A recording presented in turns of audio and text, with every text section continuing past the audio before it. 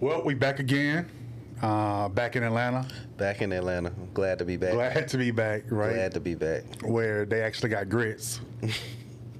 The grits in New York weren't bad, though. You had grits? Yeah. One of the days for breakfast, I had grits. They were. Or they was were it cream good. of wheat? I don't eat cream of wheat. That's not grits. I tried it. You tried cream of wheat? So I sat down and was like, "You got any grits?" And they was like, "Huh?" Like, we got cream of wheat, and I was like, "Let me try to No, that's just when you just move on. You doctor it up." It wasn't cool. No, cream of wheat is just oatmeal. But nonetheless, we back below the Mason-Dixon line where Yes. the tea is sweet. I don't even drink sweet tea no more. Oh man. I just like the taste of just regular tea now. You know, it fares. This is like, I don't want to say getting older because we still are relatively young, but literally it's like I just woke up at 40 and I'm like, I don't need all that. Man. I don't even want the sugar in Aging. the tea. You know, Yeah. diets change. Diets do change. You know, but man, I want to talk to you about haircuts. Okay. So, I love getting my hair cut. Something I've always enjoyed. Mm-hmm. In college, my close brothers, Micah, Darrell, Maryland, used to chop me up once a week. Used to give me the Steve Harvey line, and his black ass never told me though that I was starting to ball, and he would just notice get lower and lower. But anyway, That's fine. You didn't tell me either. when we was in DC, you know what I'm saying, you gave me some whack ass barber who didn't clean his clippers over there in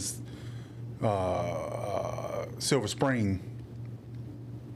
I remember who you talking about. Yeah, what you mean he ain't clean his clippers and broke out in the back. But I had a girl, Got that Leslie. sensitive ass skin. Hey, listen, don't get mad because my shit ain't a Brillo pad like yours. I didn't know it was, first of all. You know what I'm saying? Skin so soft. But still, Leslie, my girl in DC, shout outs to Leslie, Lady Clipper. If you ever want to go, she on U Street. Lady Clipper, look her up. 30 minutes, in and out, appointment only. She took care of me, man, and she babied me. Was that your first time having a female barber? It was not. I've had a couple, and ever since the first time I had one, women cut better. I've never been able to have a female barber on a consistent basis, but on the 2 times, it was definitely one of my best haircuts. They cut better. They shape you in the image of what they think Yeah.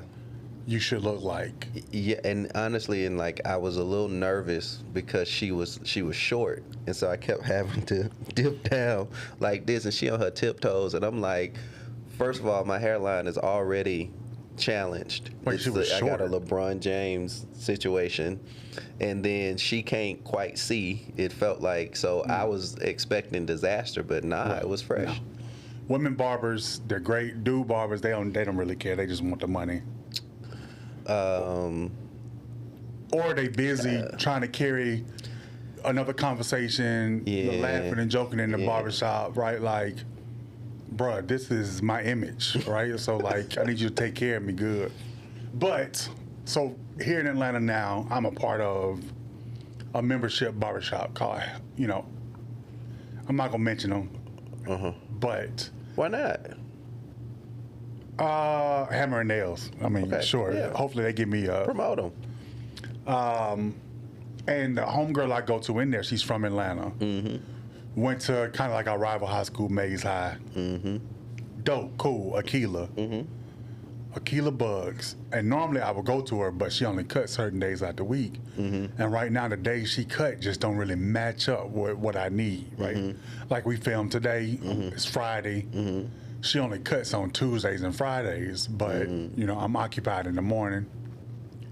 I get a cut on Tuesday, it's gonna look pretty rough come Friday. Why? Wolfman, man, my shit, it grows quick. As opposed, I got it on Wednesday. She's not there, went to somebody else. And normally I don't go to her, but I don't know if you can see, she took me down lower than I like, and the motherfucker is uneven. So, gripe about that. And wait, now I can actually see it. it's very uneven, right? The profile just bow. If you listening, you know, go to the YouTube channel. Yeah. At Maroon Bison YouTube channel, you can catch it. You can actually see how uneven. So that's issue number one. Issue number two is I would like to get a straight razor, but not everybody know how to straight raise. And again, I got sensitive skin, so it's gonna bump up. You know. Yeah, always right. Oh. You know what I'm saying? Oh. You remember how you had that football coach had the bumps on the back of his neck? You just call it sizzle neck. So Danny is very heavy-handed. Ooh, I said her name. Damn. Sorry, Danny. She's very heavy-handed, and she cut me up on my lip, just like, you know. So, but I paid like one. when Celie was about to do the Mister. Man, bruh. So I sent my homeboy. He in town. I sent him to the shop, and I told him, please be specific with what exactly you want. Bruh, on the way over here, he had me dying in the car talking about this. Charged me $60 only to do my beard, and he got into it with him. And it's like, how much you pay for a haircut? Nowadays, I pay about 65. Do you get a hair wash? No. A beard wash? I get a beard wash, and I get like a hot towel treatment, and I get you know, because you know my hair, I'm balding, and you just it's a simple. I mean, haircut. I'm balding too, but I enjoy it. And then we do they kind of, you know, he has to. Again, my hairline is challenged, so he basically has to create one for me somehow. And you know, I think that is a masterpiece to create a hairline for me. So I don't mind paying the 65, and I also don't mind paying the 65 too, because it's an appointment, and so I'm in and out. I don't have time to sit around all day. It aggravates me because my wife, you know, she could be mean sometimes. And, you know, when I'm leaving the house to go get my hair cut, you going to your hair appointment? It's not a hair appointment. That's not what it is. I don't have a hair appointment, but I do have a designated, agreed upon time that we set at the, you know, beginning, and I show up and the barber's there, and then I get a haircut. But she wrong for that. It's not a hair appointment. She definitely is wrong for that. She is, amongst other things. But I guess we'll battle that out when she's here. Is a facial offered? Okay.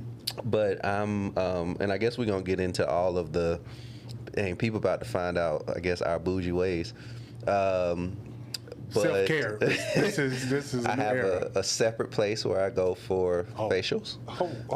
So I don't do that at the barbershop, but they do offer it at that barbershop. Do you go for your beauty appointment? It's not a, you know,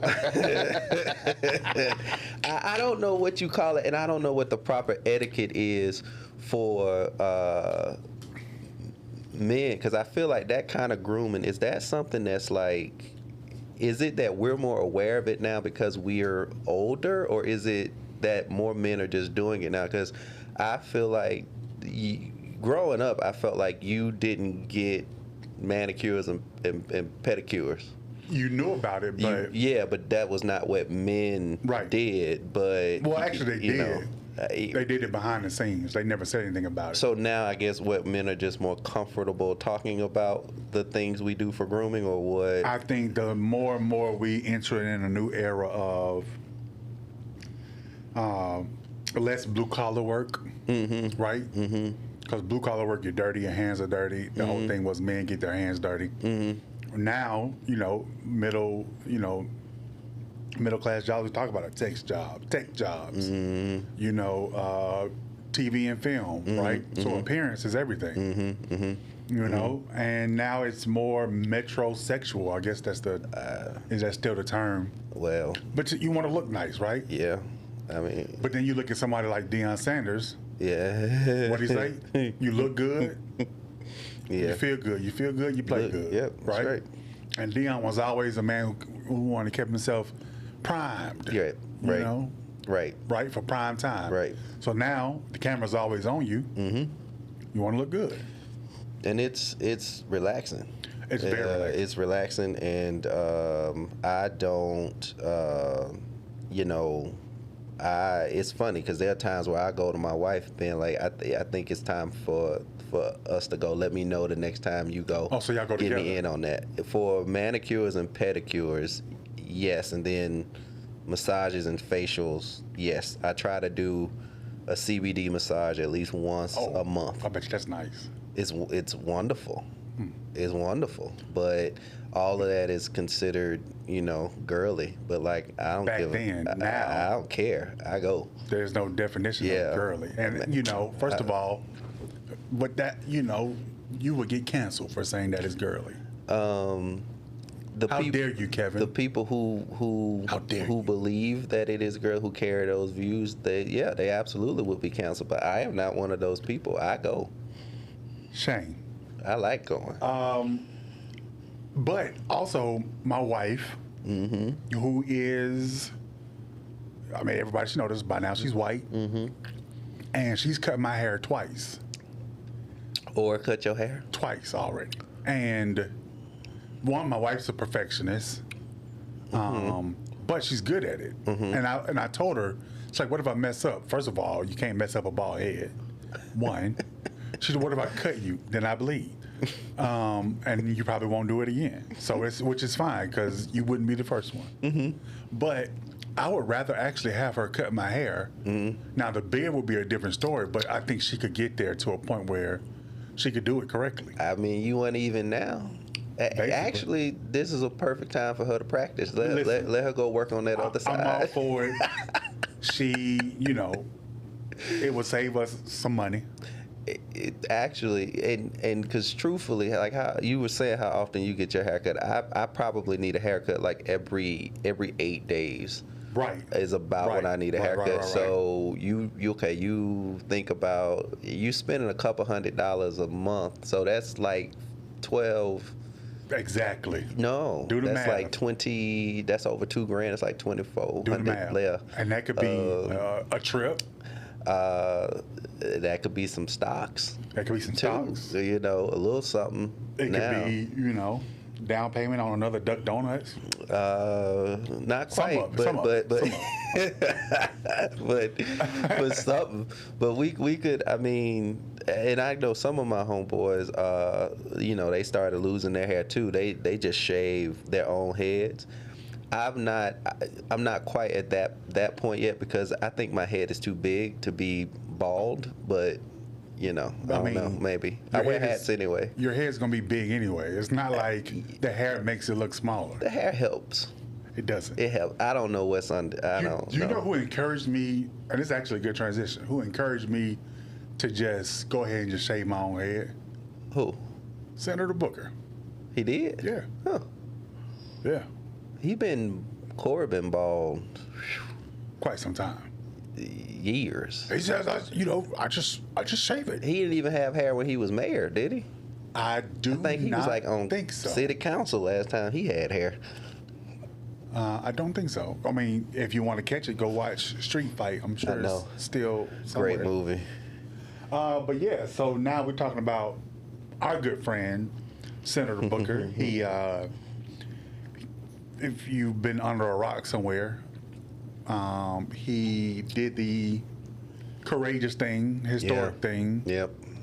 He spoke on the Senate floor for 25 straight hours. 25 straight hours. Beating the record of... Strom Thurmond. Who's Strom Thurmond? For folks who don't know. For folks who don't know? Yeah. Segregationist senator. Yep. And he got famous for... delivering the Senate speech on the Senate floor for 24 hours. He had black children, though. Oh, was I not supposed to say that? He had black children. Did most of them? Didn't hate us so much. But his speech was on. He was fighting the civil rights Act. This was in 50, I want to say 57 or 59. Right. Yep. And Strom is from South Carolina, Senator from South Carolina? He was South Carolina. But, you know, of course, you know, Booker did his basically on the Trump administration and just pretty much everything, right? Yeah, it was pretty much a lot to talk about. Yeah, the Medicaid cuts, the job layoffs, the impacts on veterans, the impacts on and I'm rural sure communities. If he had more energy, he probably could have gone for another 25 hours. And you know what? And I wondered when he was doing it. I wondered too how much of his stamina came from the fact that he's vegan, right? He's vegan. He's vegan. So I was like, Steve, you've been eating oxtails and all that. You can't stand up there for 25 hours. But my boy is on berries and cabbage, and he just he just berries, cabbage. He just going through it. Funny stories. You and I have had the time to spend some significant time with CB, right? Yes. This is Alabama, and I think we spent 3 days together. Yeah.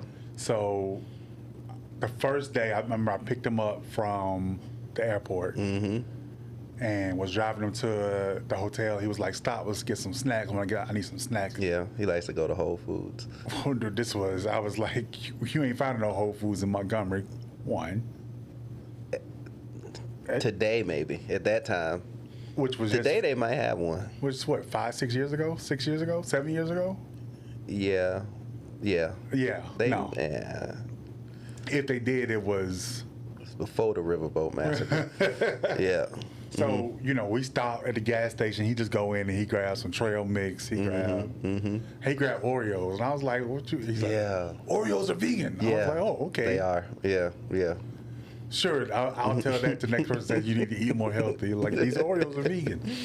And so he was like, yeah, I won't get anything at the hotel. I'll just snack on this and go to bed. I'm pretty tired. Cool. We getting up bright and early tomorrow. We'll grab some breakfast. Oh, no need. You just get what you want. Cool. I'll see you.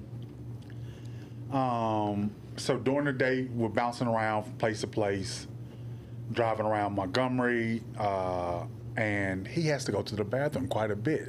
So I wonder, how the hell was he going to do this thing and not go to the bathroom? Yeah. I read that he had been practicing this whole ordeal and actually stopped drinking water or anything on Sunday. Oh, to make sure that his bladder was empty. To make sure his bladder was empty. And that had to be a huge, because your mouth is dry, and they put water. It's just customary where the Senate aides will just put water in. So it was right there on the lectern. But if you think about it, you know, fear of dehydration. While you're talking, you get dehydrated. You know. Yeah. Get lightheaded, drop, all kind of things, right? So that's one thing. Yeah. And the amount of energy he exudes, I read that at some points that his blood pressure, his heart rate, reached over 100 beats at some points in times during his speech. Wow. So you're just thinking like, what is the risk factor in doing this? Well, I think it's a lot. It's an extraordinary feat to do. It's not a small thing that he did, and I love it for a few reasons. One, I love that it was Cory Booker, this African American senator, who broke the record of a segregationist protesting the policies of a racist. Right. And I just thought that was just so poetic, and I love him for that. The other thing too. Is a lot of his speech was about John Lewis, right? That was the theme that he kind of kept returning to, John Lewis and getting in good trouble. And I thought about the legacy of John Lewis, and one of the ways in which I thought about it was, you know, they literally got beat, got their heads literally bust open on the Edmund Pettus Bridge.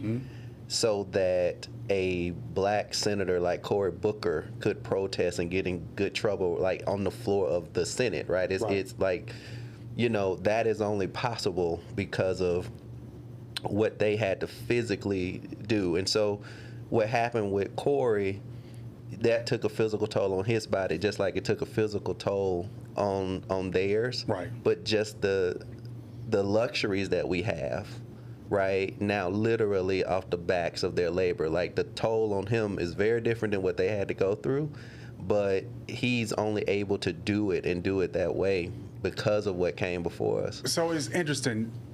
Do you think that there's actually going to be some good that comes out of this other than the historic nature? Do you think it's going to inspire others to get involved? I think, we've said this before on the show as we talk, people looking to figure out like what they can do or what they should be doing like in this moment. And it really does just start in your area, your sphere of influence. And if you have all these little pockets of resistance, right, that just build over time, each person individually doing their own act, like, yeah, I think it does accumulate, it does build, and I do think some good will come of it, and some good did come of it, because one of the things we have to do is we have to raise public awareness around this. A lot of what the administration is doing, there are a lot of people who voted for it not anticipating that this is what they were going to do, and they're confused as to what is happening. And part of our job right now as the opposition party is we have to articulate for people exactly what is happening and what the impacts and ramifications will be. And he did it. And keep in mind, because we talked about this before on the show, a big part of his success was because he did it on his own terms and on his own playing field. We got to stop playing on Trump's playing field. And he broke it. He broke through the news cycle and got his message out. Now, what do you think the ramifications of this is going to be? I hope the ramifications of it is that he becomes the Senate Majority Leader, but we'll see. I mean, look, it's hard to be the Senate Majority Leader when you voting with them and helping them enact this stuff, when you helping them to do it. Okay. So for folks who are ignorant to the whole scheme and situation, the current Senate Majority Leader is Chuck Schumer from New York. If you look at him, he just looks like the Penguin's great-grandfather from Batman. The Penguin got on Ozempic. And what is the role of the Senate Majority Leader? So he is actually not the Senate Majority Leader. He is we're misspoken. He's the Minority Leader. And because we actually haven't been in majority. Because the Democrats are not in the majority right now of nothing. So they're not even in the majority of being Democrats. Okay, so what the Minority Leader does is you're the leader of all of the other members of your party. So he is the leader of the Senate Democrats. And your job is to help to formulate, our positions, keep us organized on the floor, and basically come up with our strategy. And part of the frustration that people have right now is that with some of the budget some of the budget work that is being proposed by the Trump administration, you have to get 60 votes in the Senate to be able to move it. And you have some Democrats who, now every Democrat in the House of Representatives voted against it, but in the Senate, we didn't band together the same way. And what's most shameful about that is that the guy who's supposed to be the leader of the party is one of the ones who crossed over to help Republicans. And it's hard how can you lead the party or lead your caucus when a majority of your caucus voted a different way? And I think some of his reasons were, he didn't want the government to shut down. Nobody does. Right. He didn't want people to lose their jobs. Nobody does. But you vote for a budget. Right. that will do those things, right? It won't shut the government down, but it'll have the same ramifications. And so folks looking for new leadership, Cory showed it, and he looked more like our leader than Schumer. So and we'll kind of get back to a lot of what he, accomplished on the floor. Mm-hmm. But what does this do? Let's say he becomes the Senate leader, leading the caucus. Mm-hmm. Is there another presidential run for him in 28? I think 28 is going to be wide open. Mm-hmm. It's hard to kind of have something that happened now still carry you through and still be a thing. But right. I don't know. Barack Obama gave a speech in 2004 at the convention, lasted him 4 years all the way through to the presidency. So maybe. But I've always thought there are lots of things that I've always wanted to see Cory Booker do. Like I think he'd make a great Supreme Court justice.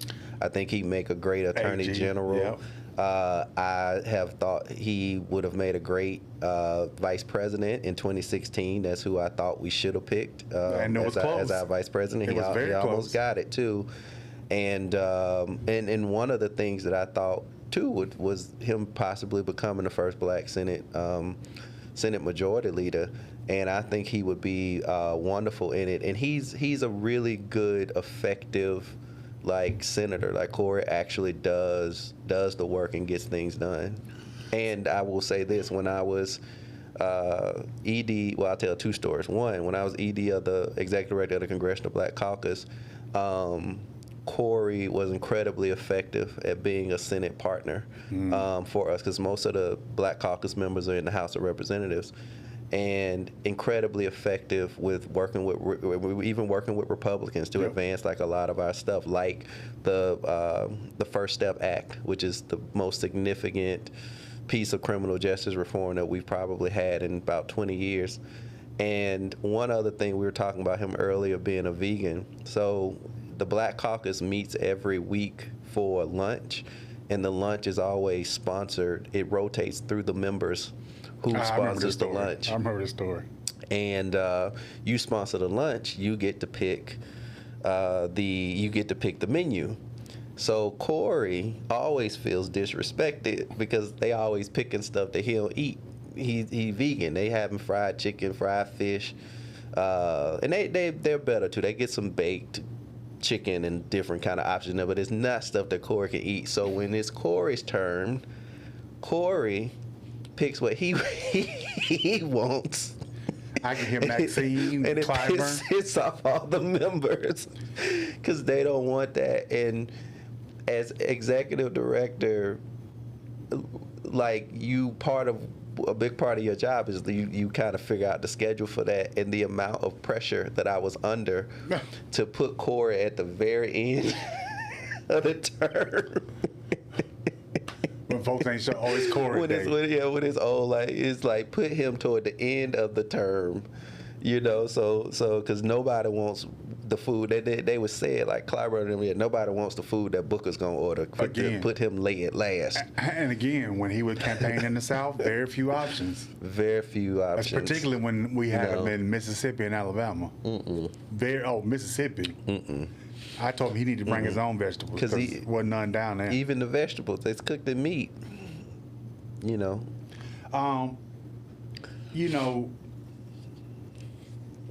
Cory is, listen, there's a special place in my heart for Cory Booker. Mm-hmm. And to this day, I continue to ask what if, right? Mm-hmm. And there's a side of me that thinks back to 2018, 2019, where I was.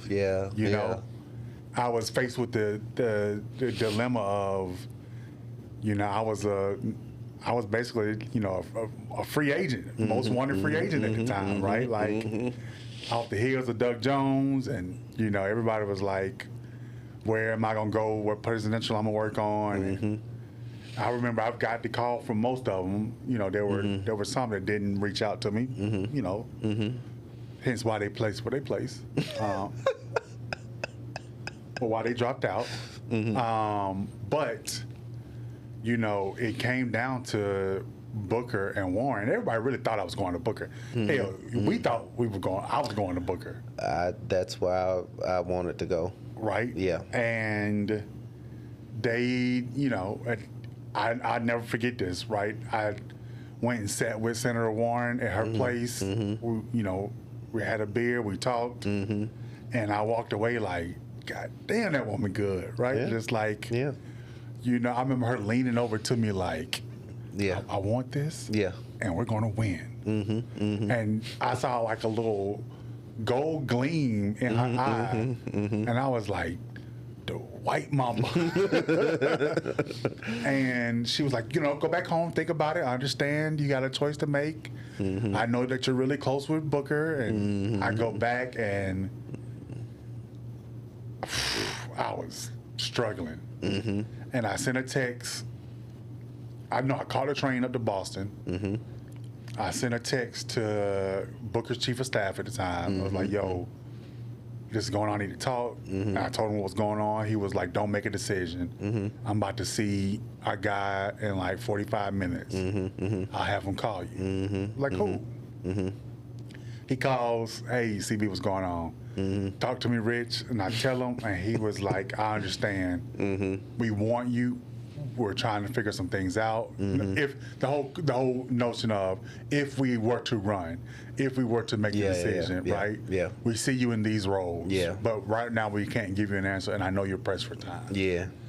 And what Warren was offering me was, you know, I couldn't beat it, right? Like I couldn't beat it, and I kick myself to this day about what would have happened If you waited. if I waited and went over to Booker. Yeah. You know, and I learned some things. But then I remember when the Warren situation happened, and I remember, you know, on the phone with you, and you were trying to figure out some words to say to me to like keep me lifted up or just, you know, put things in perspective. And you said, well, you know, Richard, and then you went to the story about your grandma, Yeah. you know? Yeah. And you said, I don't know what it is. Yeah. It will reveal itself about why this happened. It will.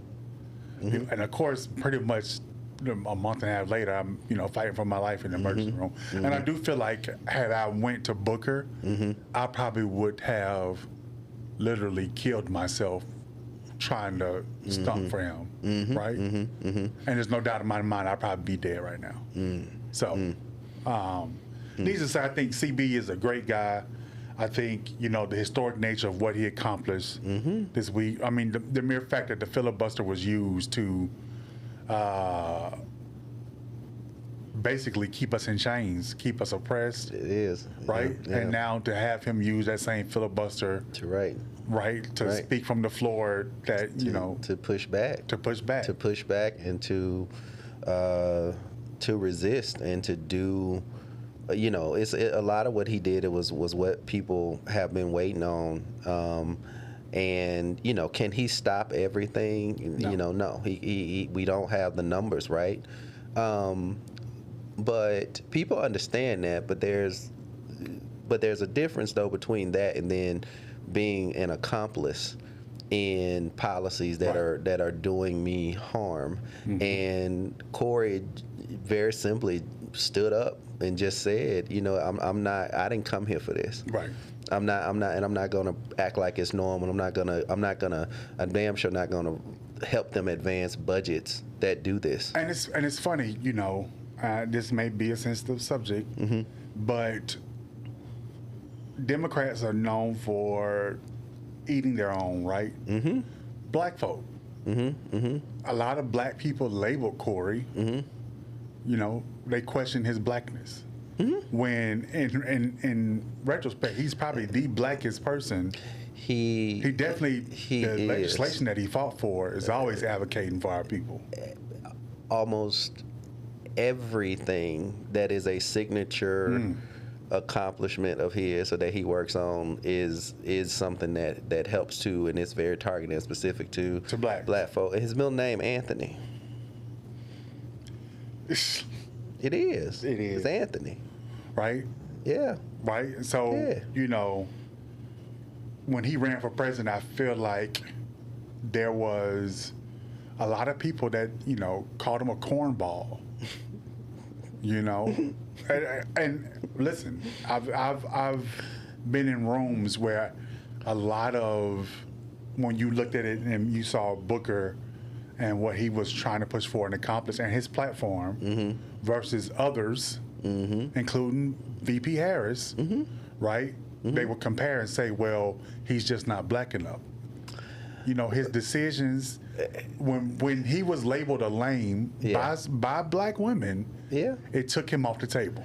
He part of the reason, yes, that he did not have success as a presidential candidate is he never found a way to connect with what should be a natural base for him in the African American community, and perhaps maybe some of this kind of helps to reset that. But one thing I will say too, like going back to my time being the ED of the Black Caucus, like it's a fact. I'm just saying what happened, what was true. Yeah. And what was true at the time is that at the time both VP Harris and Cory were in the Senate. And so when it came time for us to move bills over from the House or try to advance them in the Senate, Cory was a more reliable partner. He was always reliable. It was never oh wait, we got to call you back or any of that. It was always of how can I be helped? What can we get done? Like, and what is it that you guys are trying to get done? Okay, cool. It was never I have to make this fit for me or my politics or anything. He was always a team player, and part of the reason for that, like when you watch him speak, a lot of the people that are sitting behind him are other CBC members. Your girl Terry. Terry was over there, Bunny Watson, Coleman, and that's the other thing that I loved about it too. Bunny Watson Coleman is a more senior CBC member from New Jersey as well. They have a great relationship. They do, but you saw the older member sitting down, and you saw the young one taking the baton and running with it. And that's another thing we got to talk about just the leadership in our community. They say, well, why don't some of these old folks just kind of just let it go? It's not that they're not ready to let it go. It's more so that they are ready to see younger people be prepared and competent and ready to step up. They are happy to give it to you. Well, it's also the fault of their own where they weren't grooming and supporting or developing. There's no development arm, right? You can say the CBC Institute and the foundation, but you know what I say? I don't think anybody trained and groomed them either. And at a certain point, is that an excuse? But at a certain point, man, it's our generation, it's our time. Either we gonna take the reins and deal with these challenges right now or not. It's kind of like, I always feel the same thing about like how you just grow up too as like a kid. At a certain point, it's not your parents' fault no more. Right. Like it ain't. Right. At a certain point, whatever you feeling or you facing right now, well, this happened to me when I was young, or my mama didn't do this and daddy didn't do that. At a certain point, it's not your parents' fault anymore. You're a whole adult. If it don't work, this your life. You fix it. You change it. And I feel the same way about like leadership right now. We keep waiting on people to tell us that it's okay to lead. Just get prepared and lead. Well, again, it goes back to that conversation we had with Christian where, we're trying to do that and we're being stifled and saying, oh, wait your turn, it's not your turn. Or, we're being, it's a deeper conversation about the things that are wrong with this party, with, the Black Caucus, with, it begs to raise the question. This is a pivotal moment in our country. This is a pivotal moment in our party where we're reshaping, redefining what it means to be a Democrat, what it means to be a Black Democrat in this party, a Black male in this party, right? I hope that comes through too in terms of our place in this party too, and how we should be looked to for leadership. And I'm gonna claim Cory as an honorary Southerner because he spent enough time campaigning in Southern states. So well, they used to live here. They used to live in Atlanta when his parents worked for IB. I remember him telling the story. They used to say in Sandy Springs. Why did I think it was North Carolina? But okay. All right. Well, hey, he counts. He's a Southerner. We claim him. Southerner, yeah. We claim him. Southern leadership. But he damn sure was riding up and down the highways with us. Yeah. So, you know, well, you know, great convo.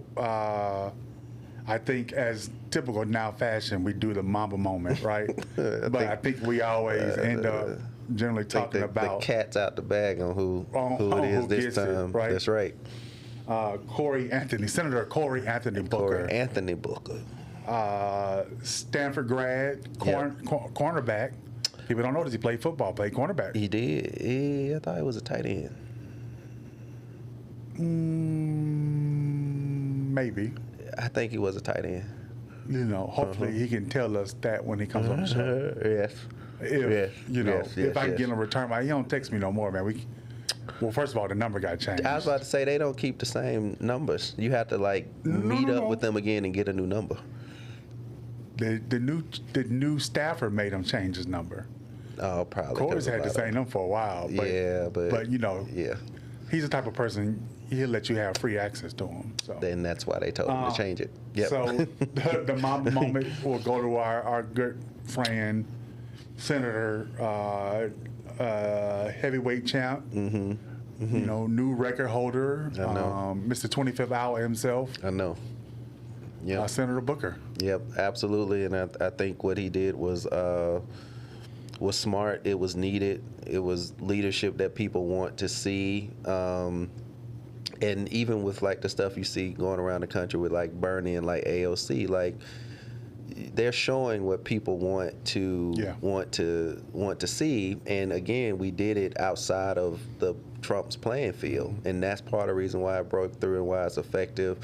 And let's see what this ultimately leads to in terms of his next moves. I would love to see him move up in the Senate. You know, maybe he'll run for president again. You know, we'll see. But what I could say is that it's so weird, the suspicions of him that have happened sometimes in the black community, because being up close with him and watching him and working with him, it's consistent. It's been consistent for years, and he actually puts in the work to do things that helps to advance us as a people. And it is so ironic that that's where the suspicion came from for him. When you talk about true, genuine, kind-hearted person, and you talk about the things that he, I will never forget what he did for me the night of December 12th, 2017. We're sitting in the war room for Doug Jones, and my phone is buzzing, right?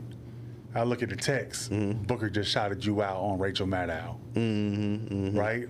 Him going and saying, I had time to spend some time in Alabama. And I rode around when I was going over the metrics with the field director, Rich McDaniel. Bruh. And listen, you know, that alone. And I even still, right, behind the scenes, that day we need him to do stuff, and I'm texting him. Oh, yeah. Hey, I'm on the Senate floor. Radio. Yeah. Can you dial into the radio? Dial into the radio station. Yep. Can you do this robo? Let me get off the floor real quick, record the robo. Yep. Right? Whatever we caught, he was texting back and answering and responding. And it wasn't, 20 minutes later, it was right away. Yeah. Let me know how I can be of service. Let me know how I can be help. Yeah. How's everybody in there? How's the spirits? Do I need to get, and pump everybody up? I'll do an all call for the staff, whatever. And wasn't even his fight, but he understood he needed a partner in Doug Jones. And, so kudos to our guy. Really appreciate it. Thank you guys for listening, tuning in. Remember, spread the word. Ed Maroon Bison is the IG. Ed Maroon Bison is a YouTube channel. It is up. It is live. Yes. One of our future guests, Tracy Lewis, the dean, cheated and started watching it. So Tracy, we're about to start putting a sign up in the background saying, bring us Tracy until she comes on. So I'm gonna start doing the episode count, the number of episodes Tracy is avoiding. Oh Lord. You know I'm good at calling you out, Tracy Lewis. So appreciate everybody. Kev, as always, sir. Thank you, sir. Thank you, everybody. All right. Peace. Peace.